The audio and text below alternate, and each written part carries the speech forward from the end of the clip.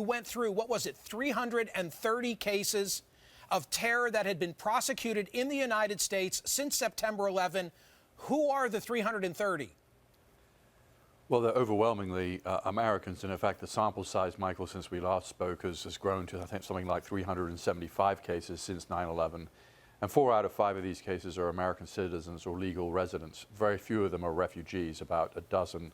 None of those cases involve acts of lethal terrorism or attempted lethal terrorism. So this banning of refugees is kind of a red herring.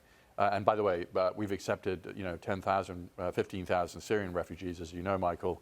None of them have been alleged to have been involved in any form of terrorist activity. They have to go through very rigorous screening already. So it's one of those sort of like, it sounds good, but as a practical matter, it's not going to make any difference to the terrorism issue, which is overwhelmingly a domestic terrorism United States problem. Because 9/11, of course, was carried out by 19 foreign-born Arab terrorists, I think we tend to conceive of this as a problem that comes from outside, when in fact it's really a problem that is internal to the United States right now. And the chilling observation I remember from reading your book is that they are leading, those who are here and are causing terrorism, they are leading seemingly normal lives. You know, they're married, they have jobs, they're not necessarily loners.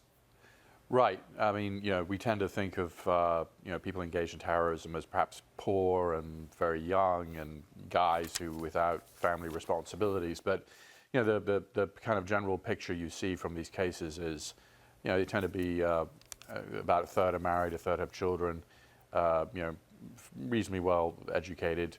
So that they're ordinary Americans, and many of the most lethal terrorist attacks have been carried out by American citizens who were born in this country. Think of Omar Mateen, who killed 49 people in Orlando at the nightclub. He was born in New York City. Think of Major Nidal Hassan, who killed 13 at Fort Hood, Texas. He was born in Arlington, Virginia, and the list goes on. One thing that I thought was sort of surprising, Michael, the 7 other Muslim countries where there's been a kind of a temporary ban on any immigration for about 6 months.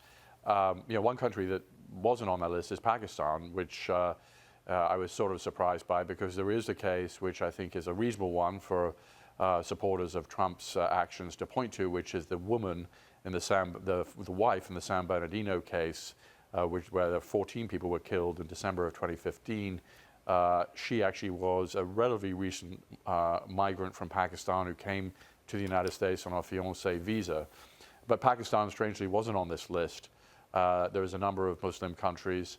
So it's sort of a puzzling, it obviously was a campaign promise, but it's one of those things that sounds like it makes sense, but it doesn't really when you look at the facts.